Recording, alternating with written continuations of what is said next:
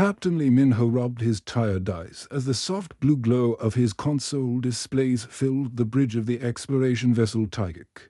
They had been traveling through deep space for weeks, mapping uncharted systems on the outer rim of known space. The hum of the ship's engines provided a steady rhythm that usually helped him think. But today something felt different. "Captain, you need to see this." Park Ji-won called from her communications station. Her voice carried an edge of excitement mixed with concern. She was young for a communications officer, barely 25, but her skills with ancient signal protocols were unmatched in the fleet. Minho pushed himself up from his captain's chair and walked over to her station. The bridge was compact but efficient, designed for long-range exploration missions. Through the large viewport, stars stretched endlessly in all directions, but ahead of them loomed the dark silhouette of a dead solar system. "What have you found?" Ji-won. She pointed to her screen, where waves of data scrolled past in green text. "A distress signal, sir. But it's old, really old.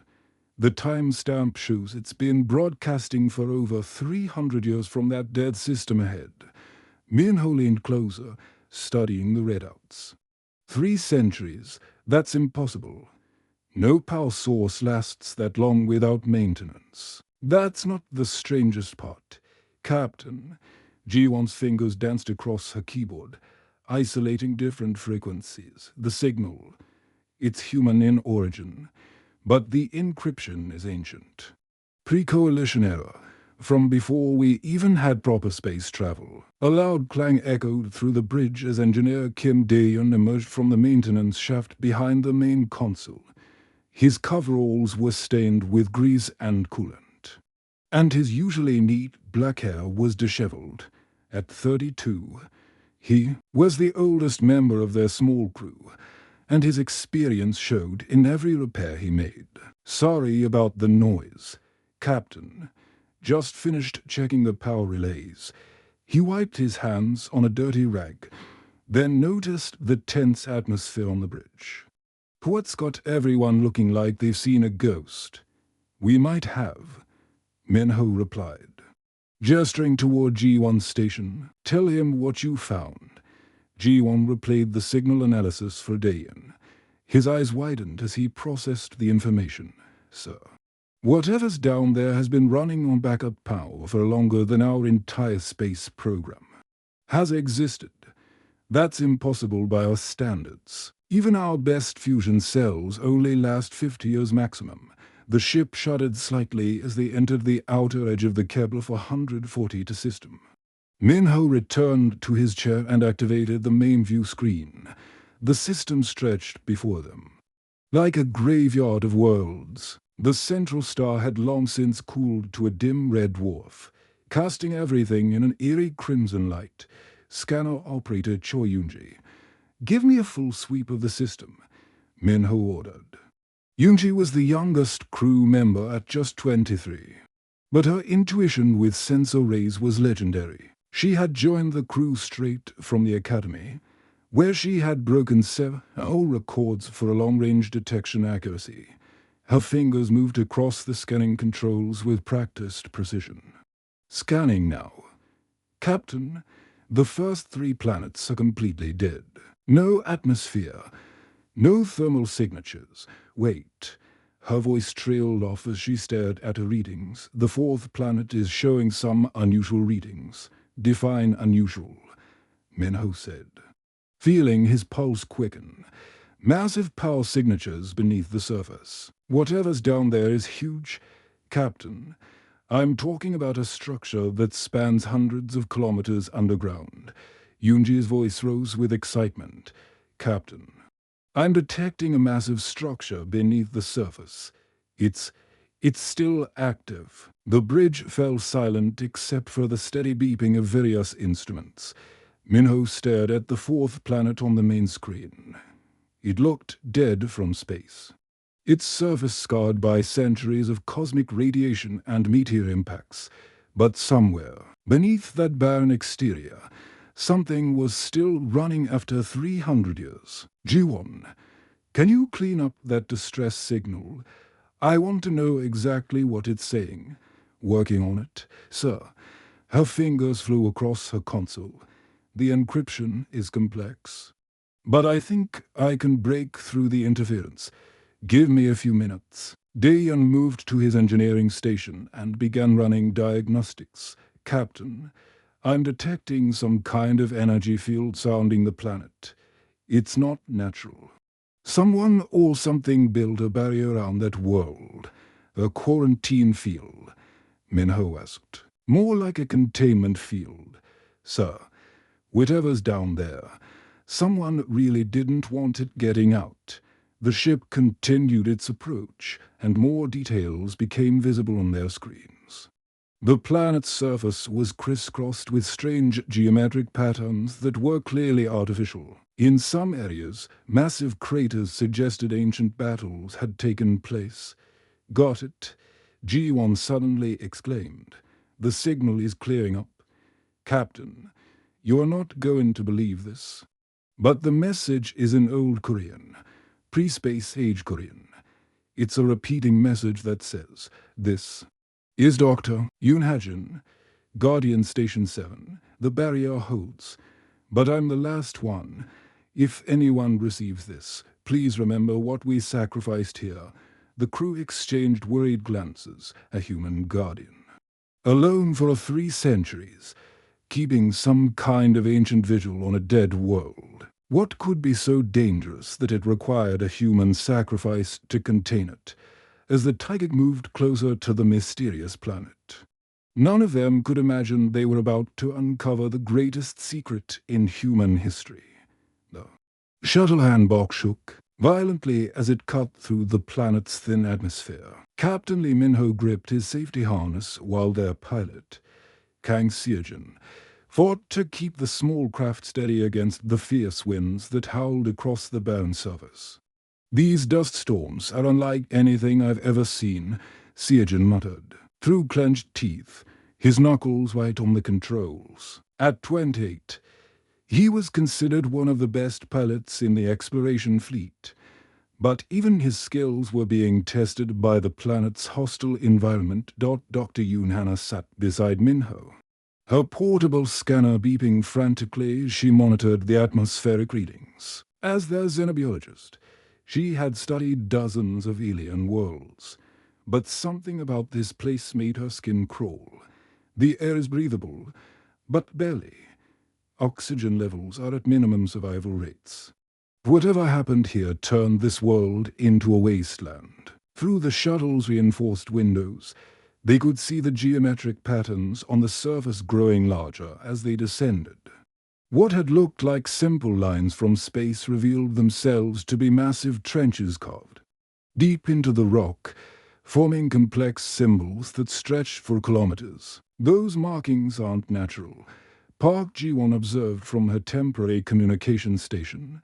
They look almost like warning signs. The shuttle scanner suddenly lit up with activity.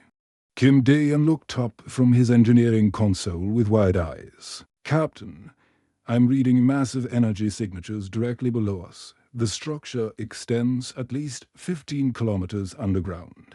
Find us a landing spot. Seojin, Minho ordered.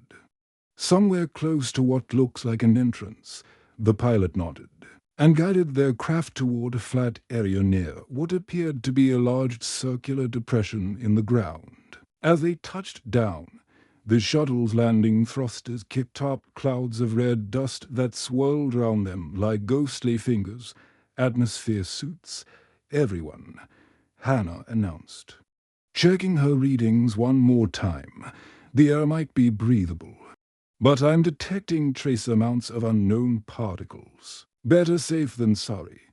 The 5-person away team suited up quickly and stepped out onto the alien surface. The gravity was lighter than Earth normal, making each step feel bouncy and uncertain.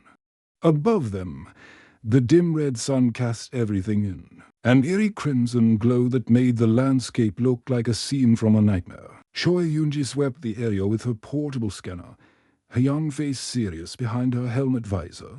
The entrance is 50 meters that way. Captain and sir, I'm detecting movement down there. Something's still active after all these years. They made their way across the rocky terrain, their boots crunching on the strange crystalline sand that covered everything. The entrance to the underground facility was a perfect circle, 10 meters across, with a spiral ramp leading down into darkness. The architecture is definitely human, Minho observed as they began their descent. The walls were smooth metal, covered with symbols and warning signs in multiple languages, including ancient Korean script. But the technology, it's beyond anything we've developed. Emergency lighting flickered to life as they walked deeper into the facility. Triggered by their presence, the corridors stretched away from them in all directions, creating a maze that seemed to go on forever.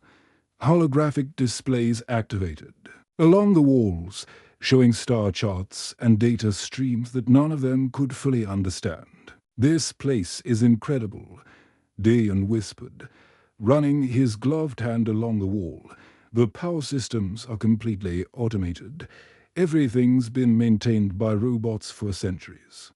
As if summoned by his words, a small cleaning drone rounded the corner ahead of them. It was no bigger than a dinner plate, floating silently as it went about its eternal task of keeping the facility operational. The little robot paused when it detected the away team, scanning them with a blue light before continuing on its way. "Friendly," Ji-won commented with nervous laughter. They followed the main corridor deeper into the complex, passing laboratories filled with equipment they didn't recognize and chambers containing massive cylindrical tanks filled with glowing liquid. Strange alien artifacts sat on examination. Tables, covered in centuries of dust.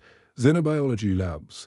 Hannah breathed, her voice filled with awe. They were studying alien life forms down here, species I've never seen before. The corridor opened into a vast central chamber that took their breath away. The ceiling stretched up into darkness, supported by massive pillars covered in more of the strange symbols. In the center of the room stood a single chair surrounded by banks of monitoring equipment and life support systems, and in that chair sat a figure in an advanced stasis pod. The team approached carefully, their footsteps echoing in the enormous space. The stasis pod was clearly human in design, but the technology was decades ahead of anything in their current fleet. Holographic displays showed vital signs and system status reports, all indicating that the occupant was alive but in deep suspended. Animation, a nameplate on the pod read Dr. Park Suyon, Guardian 7, last watch. "She's been here for over 3 centuries, Hannah whispered, checking the stasis pod's readings. "The system's been keeping her alive all this time. But she's aging, slowly, but still aging. We need to wake her up soon, or can you do it safely?" Minho asked. Hannah nodded, her hands moving over the unfamiliar controls. "The revival sequence is mostly automated. Give me a few minutes to make sure everything's working properly." As the stasis pod began its revival cycle, the ancient machinery hummed to life round them. Steam hissed from vents as the pod's lid slowly opened. The figure inside was a woman who appeared to be in her 50s, though they knew she had, too, be much older. Her black hair was streaked with silver, and her face bore the lines of someone who had carried a terrible burden for far too long. Dr. Park Suyun's eyes fluttered open and focused at first as she struggled to remember where she was. When her gaze finally settled on the faces looking down at her, confusion filled her expression. How long?" were her first words, her voice hoarse from centuries of disuse.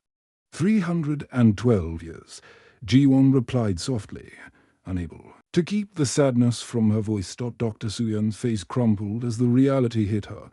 Tears began to flow down her cheeks as she whispered, "Then they're all gone. The colonies, everyone I knew." Her voice broke as she continued, "I was supposed to be relieved after 50 years.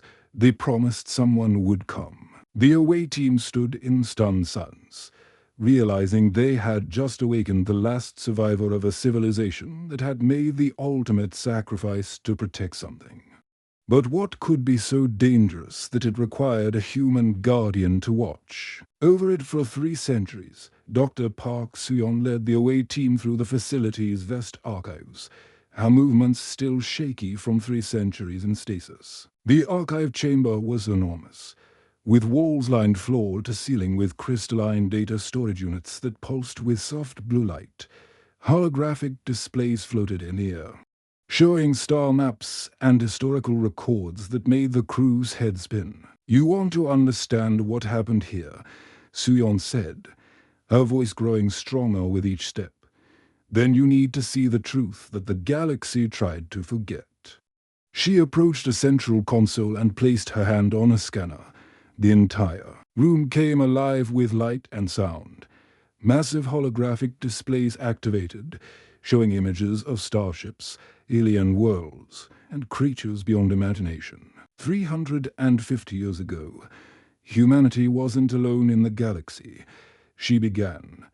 "We were part of something called the Galactic Confederation, 12 different species working together, sharing technology, exploring the universe as one big family." Captain Lee Minho watched in amazement as the holograms showed human ships flying alongside vessels of clearly alien design. Some looked like living creatures with biomechanical hulls. Others were geometric shapes that defied physics, and still others resembled massive crystals that somehow moved through space. "The Zephyrians were master engineers," Suyon continued, pointing to images of tall, elegant beings with forearms and skin that shimmered like silver. "They built our fastest ships. The Korvac were incredible warriors. But they only fought to protect others." The display showed reptilian creatures with natural armor plating and eyes that glowed like emeralds. Dr. Yunhana stared at the alien biology data with fascination. "These species, none of them exist in our current records. What happened to them?" Suyan's face darkened. "They ran away when the real threat appeared." She gestured to the console, and the pleasant images of cooperation were replaced by something that made the entire crew step back in horror. The hologram showed creatures that seemed to be made of living shadow, with multiple mouths filled with razor-sharp teeth. They moved like liquid darkness, flowing over everything they touched and leaving nothing behind but empty space. "The Devourers," Suyon whispered. "No one knows where they came from. Maybe another dimension. Maybe the dark space between galaxies. They don't just kill planets or species. They consume everything. Matter, energy, even the memories of what used to exist." Park Ji-won shuddered as she watched the creatures in action. "They're like a virus that eats reality itself." Exactly. The first warning came from the Outer Rim. Entire star systems were just gone. Not destroyed, not abandoned, gone. As if they had never existed at all, the Confederation sent fleets to investigate, but every ship that got too close simply vanished. Kim Dae-yeon studied the technical readouts that appeared alongside the horrific images. "How do you fight something like that?" "You don't fight them," Suyon replied grimly. "You contain them. The greatest minds in the galaxy worked together to develop containment technology. Barriers made of pure energy that could hold the Devourers. In one place, like a cosmic prison, the hologram shifted to show a map of the galaxy with red zones marking Devourer infestations and blue zones showing containment fields. We built 27 containment stations across the infected systems. Each one required a living guardian to maintain the psychic link that powered the barriers." Choi Yoonji looked confused. "Psychic link? I don't understand." "The containment fields weren't just technology," Suyon explained. "They required a conscious mind to guide them. Someone with strong enough willpower to hold the barriers in place. Humans turned out to be uniquely suited for the job. Our stubborn nature, our refusal to give up, made us perfect guardians. Captain Minho felt a chill run down his spine. And the other species, what did they do? Suyan's expression turned bitter. When they realized what the job required, they all found excuses to leave. The Zephyrians said it was illogical to sacrifice individuals for the greater good. The Corvette claimed their honor would not allow them to abandon their families. One by one, every species in the Confederation pulled their people back to safe systems, but humans stayed, G1 said, understanding dawning in her voice. Earth and our colonies volunteered to stay behind. Suyon confirmed. We built these beacon stations to hold the line. Every other species said it was suicide, that humans were too stubborn to know when to retreat. They promised to send relief teams to rotate the Guardians every 50 years so no one would be alone for too long. She gestured to herself with a sad smile. As you can see, those relief teams never came. Dayan was studying the ancient technology surrounding them, his engineer's mind trying to understand the impossible systems. This beacon, it's been broadcasting a containment field for 3 centuries. You've been keeping the Devourers locked in this system all by yourself. Not just me, Suyon corrected. 27 stations, 27 Guardians, but the others, their signals went dark decades ago. Equipment failure, old age, despair. I don't know. I'm the last one still maintaining a barrier. The magnitude of what she was saying hit the crew like a physical blow for over 300 years. Humanity had been forgotten by the galaxy while one woman sat alone, holding back an evil that could consume everything. When I die, Suyon continued quietly. The containment fails, and they spread to the galaxy again. The other species probably think the threat is gone by now. They've forgotten about the Devourers, forgotten about us, forgotten about the sacrifice we made. Minho looked round at his crew, seeing his own determination reflected in their faces. How long can you hold out? Suyon checked a display showing her vital signs. The stasis kept me alive, but I'm still aging. Maybe a few more years at most. After that, she shrugged helplessly. Then we'd better figure out another solution, Hannah said firmly. Because we're not leaving you here alone, and we're not letting those things loose on the galaxy. Dayan added, already studying the containment technology with renewed purpose. Suyon stared at them in amazement. After centuries of abandonment, humans had finally returned, and just like their ancestors, they refused to accept defeat.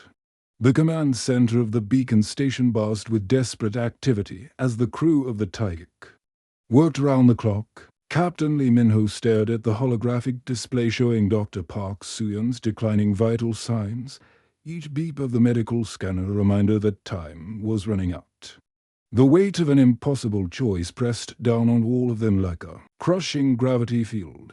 Her cellular structure is breaking down faster than we anticipated, Dr. Yunhano reported, her voice tight with frustration. She had been working frantically on the beacon's biosystems for the past 18 hours, her hands moving over controls that were centuries ahead of their current technology. The stasis process slowed her aging, but it didn't stop it completely. She has maybe weeks left, not months. Park Ji-won looked up from her communication station, her face pale with exhaustion. Captain, I've been trying to reach Coalition Command for 6 hours. They finally responded. But you're not going to like what they said. Minho rubbed his tired eyes and walked over to her station. Let me guess. They think we're making it all up. Worse than that, sir. Admiral Kim Won-shik himself responded. He said, and I quote, "No resources can be spared for an unverified ancient threat based on the testimony of one unstable individual. Return to your original mission immediately." The captain felt his jaw clench with anger. Unstable individual. She's been holding back cosmic horror for 3 centuries while the rest of the galaxy forgot she existed. Dr. Sion, who had been sitting quietly in her monitoring chair, let out a bitter laugh. "This is exactly why they left us behind in the first place," she said, her voice carrying the weight of centuries of abandonment. "Other species, other governments, they all think in terms of acceptable losses. Calculate the risks, weigh the costs, decide who gets sacrificed for the greater good." She gestured weakly at the massive containment displays surrounding them. "But humans think in terms of saving everyone. We don't accept that someone has to die. We keep fighting until we find a way to protect everybody, even if it kills us in the process." Kim Dayan emerged from beneath the control panel, his coveralls now completely black with grease and coolant. "Captain, I've been studying these systems for hours, and I think I understand how they work. The containment field isn't just technology. It requires a human consciousness to guide it, like a pilot steering a ship." "What are you saying?" Minho asked. "I'm saying that if we take Dr. Sion away from here, the field collapses within minutes. But if we leave her..." He trailed off. Unable to finish the sentence, Cho Yunji looked up from her scanner station, tears in her young eyes. "We can't just abandon her. She's been alone for 300 years. Nobody deserves that." The command center fell silent except for the steady hum of the beacon's machinery. On the main display, they could see the containment field as a shimmering blue barrier surrounding the system. Beyond it, dark shapes moved restlessly, testing the boundaries of their prison. The Devourers had been waiting patiently for centuries, and they would wait centuries more for their chance to consume the galaxy. "There has to be another way," Hannah insisted, pulling up technical schematics on her workstation. "What if we could modify the system, create some kind of automated backup?" "I've already tried that," Su-Yon replied sadly. "The alien scientists who designed this technology were brilliant, but they built it specifically to require a living mind. Something about quantum consciousness interfacing with hyperspace fields. I never fully understood the theory, but I know it can't be replaced by computers." Pilot Kang Seojin had been quietly working at a portable terminal in the corner, running calculations and star charts. Suddenly, he looked up with excitement in his eyes. "Captain, what if we don't have to choose between saving Dr. Sion and protecting the galaxy?" Everyone turned to look at him. The young pilot's face was flushed with the kind of inspiration that came from desperation and determination working together. "Explain," Minho ordered. Seojin activated a holographic display showing their current position and several nearby star systems. "I've been analyzing the containment field's power requirements and the beacon's energy output. What if we could create a relay network?" "A relay network?" Dayan asked, moving closer to examine the data. "Look at this." Seojin highlighted several points on the star map. "We have 3 human colonies within 50 light-years of here. Each one has experienced explorers. People with the kind of strong will and determination that Dr. Sion described as necessary for the Guardian role." Hannah began to understand where he was going. "You're talking about sharing the load, instead of one person maintaining the entire containment field." "We create multiple connection points," Seojin finished. "Volunteers from different colonies taking shifts. Connected through quantum communication rays, the field gets maintained. But no one person has to carry the entire burden alone." Dr. Sion sat up straighter in her chair, hope flickering in her eyes for the first time in centuries. That might actually work. The original system was designed for multiple Guardians, but they all had to be in the same location. But if we could modify the quantum interface, it would require completely rebuilding the communication systems," Dayan said. his engineer's mind already working through the technical challenges. We need quantum transmitters, relay stations, backup power systems, and volunteers. Ji-won added quietly, people willing to spend part of their lives connected to this system, holding back an ancient evil that most people don't even believe exists. Min-ho looked round at his crew, seeing the same determination in their faces that had driven humans to stay behind when the rest of the galaxy fled. Then we'd better get started. G1. Send messages to all 3 colonies. Explain the situation. And ask for volunteers. Dayan. Start working on the technical modifications we'll need. What about Coalition Command?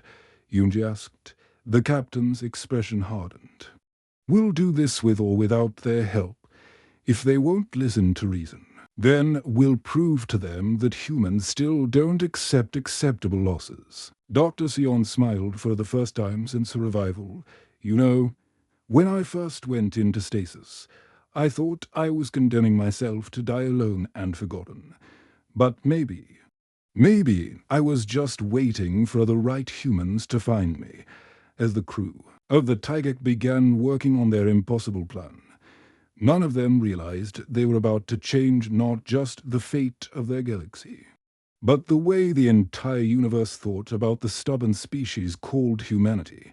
The beacon station transformed into a hive of activity as the crew of the Taigek worked round the clock to implement their desperate plan. Captain Lee Min-ho hadn't slept in 36 hours, but adrenaline and determination kept him moving as he coordinated the most ambitious engineering project in human history.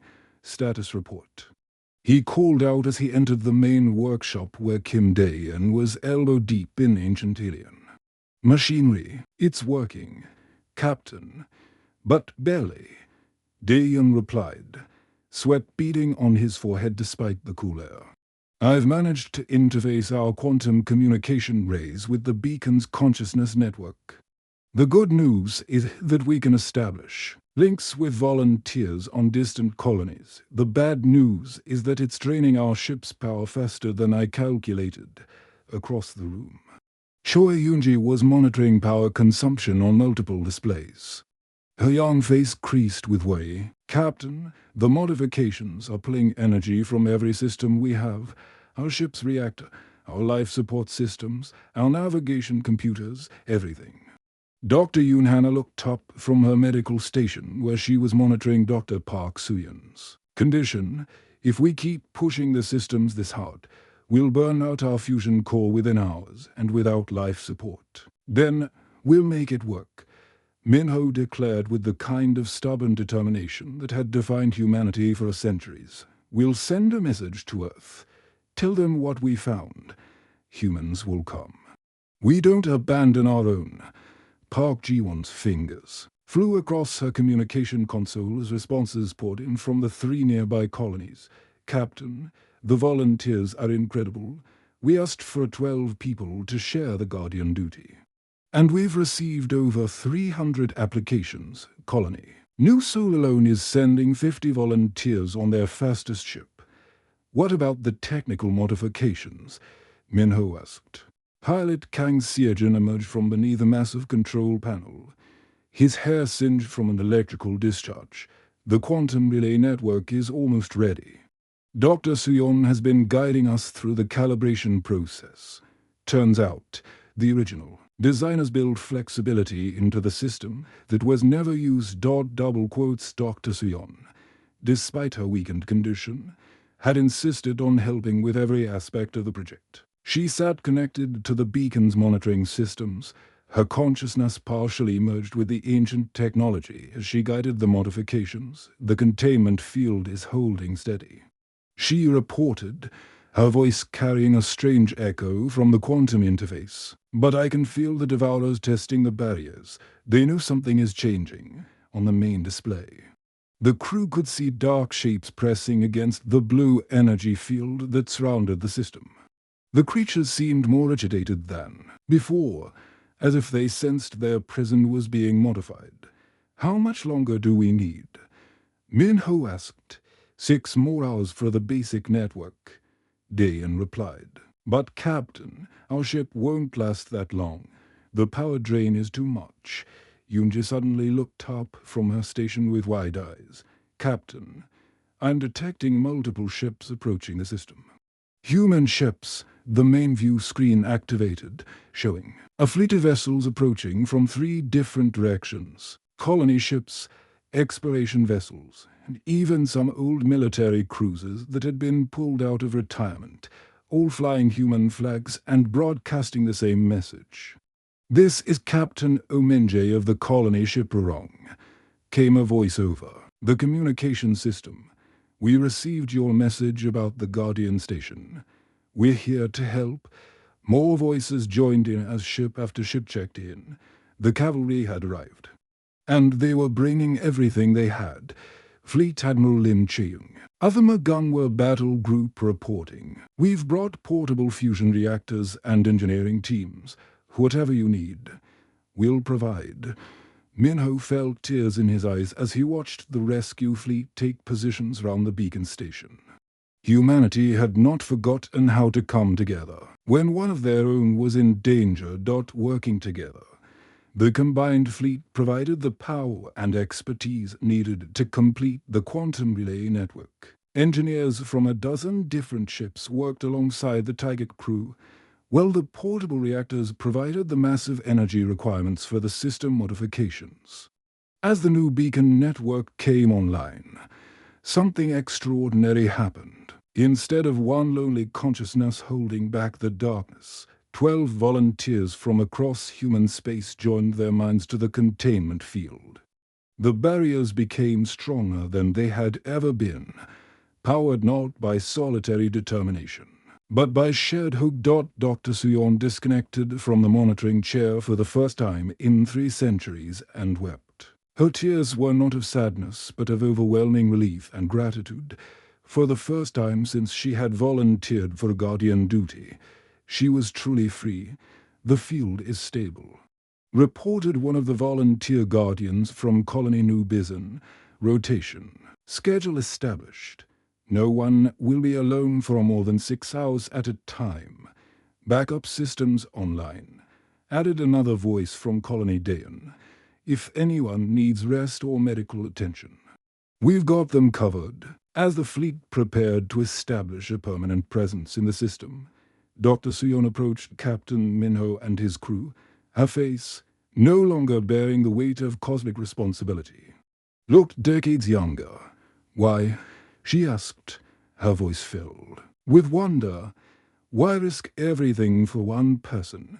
You could have reported my situation and left it for others to handle." Park Ji-won smiled, the same warm expression that had comforted scared colonists and panicked crew members throughout her career. "Because that's what humans do. We're too stubborn to accept that someone has to be sacrificed. We keep trying until we find a way to save everyone."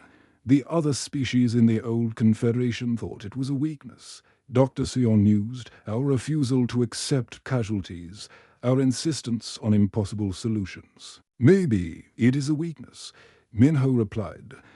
"But it's our weakness, and it's what makes us human." 6 months later, the Kepler 442 system was unrecognizable. The first human colony ships had arrived, turning the dead world into a thriving beacon of hope and remembrance. The Guardian Memorial Station orbited the planet, housing not just the quantum relay network, but also a museum dedicated to the sacrifice of the original 27 Guardians. Children born in the new colonies grew up, learning about Dr. Park Suyon and the other Guardians who had held the line when the galaxy needed them most. They learned that being human meant never accepting that someone had to be left behind. And in the dark space beyond the containment field, the Devourers waited in their quantum prison, held back not by ancient technology but by the eternal human refusal to give up on each other. The galaxy would never again face the Devourers because humanity had refused to accept defeat. They had found the one thing that the creatures of living darkness could never consume: unbreakable bonds between people who refused to abandon their own. The end.